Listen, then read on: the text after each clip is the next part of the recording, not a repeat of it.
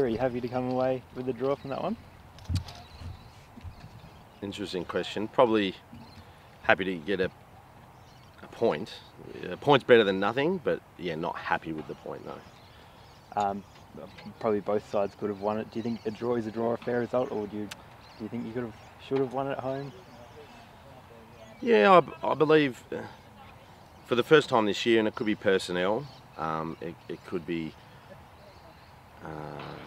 yeah, the right people in the right spots, and finally the guys have, you know, that's how we were playing at the end of last year.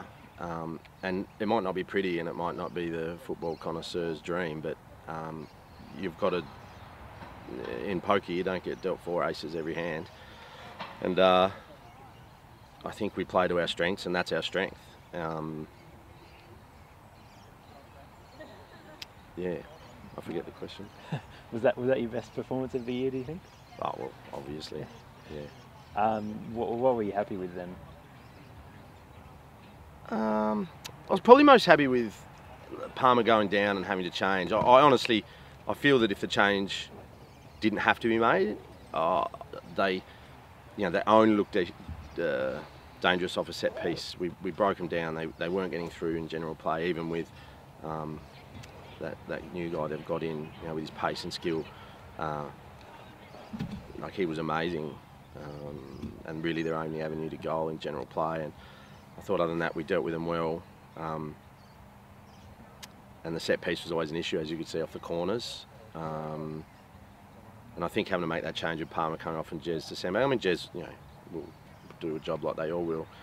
But I think we, you know, the plan was in place, and I think with 15 to go, we were going to win the game, and that was a big disappointment in the game for me to have that happen. And what do you need to do to go to the next level, I guess, and, you know, get the 3 points? You just got to keep working hard. You got to stick to the structures and the game plan, and like the half time was just watch the first half, and to me it's just when we panic and just give the ball away unnecessarily. You know, certainly not the plan just to kick the ball up the park as far as we can. That's why you have players like Rybell, you know, out there to just hit it to them and just hold the ball up, and you're not getting around him if he's got it in front of him. And we just started not to do that, and I think, you know, you saw in that 10 minutes to go, when they just get the ball down and hit feet, you know, we're down just on the counter, and I really feel for Jake Stewart. He gets nothing. I think when you've got a guy, you've got him for speed 2 or 3 times in a game, and he's just constantly dragging his shirt back and nothing happens, there's no foul. And the guy gets frustrated, and as soon as he gets frustrated, they're onto him and they're talking to him, and you know, the roles are reversed down here with Kansos on Canna, and it's going to be free kicks and cards, which it was. Free kicks all game. So, you know, for me, to Jake to keep his head together, does a real good job. And if we, you know, get the rub of the green with those sort of things on a counter, I think if Jake gets around old mate who's pulling him back, and he's got Joel in front of him, he's getting around him, and then we've got more opportunities at goal. But, you know, you take what you get. To come away with the win? Oh, mate, shattered. Yeah, we haven't come all the way over here to Wentworth Park to play against Clarence to have a 1-1 draw. No, that's definitely not on our books. Did you think you had enough chances to win it? Mate, we had oodles of chances. From the start of the game, conceding a goal, just full stop there. Should not have happened. It's just completely out of where we need to be. We shouldn't be conceding goals against these guys. We pride ourselves on our defensive structure. It wasn't the pressure they put on us, it was the blunders and technical errors that we caused ourselves, and they scored. I think they've scored in nearly every game they've played in, and they've scored in this one here, and we had our chances to wrap it up well and truly. It's just like rewinding it back 2 weeks where they were sitting on the platter and they just weren't taken advantage of. Yeah, you thumped the top team last week, and now you've drawn against the bottom side. What's the difference between the 2 weeks? I can look back and say, oh, let's go back and make an excuse and say, oh, they expected that just because they're playing the bottom of the rung that that it's going to be a pushover. But that's not the point. I just think that our ability to finish in the final third was way below par compared to what it was last week.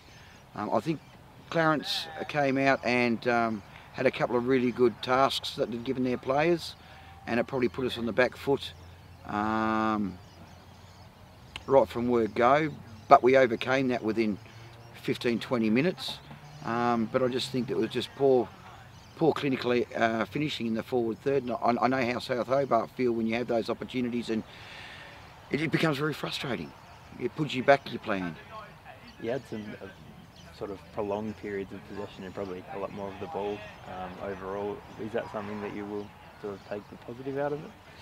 Yeah. Our overall structure of the game was very good. There was elements in the game where we chased, and that was just because we turned over balls that were not warranted, trying to force balls into tight areas that is not warranted.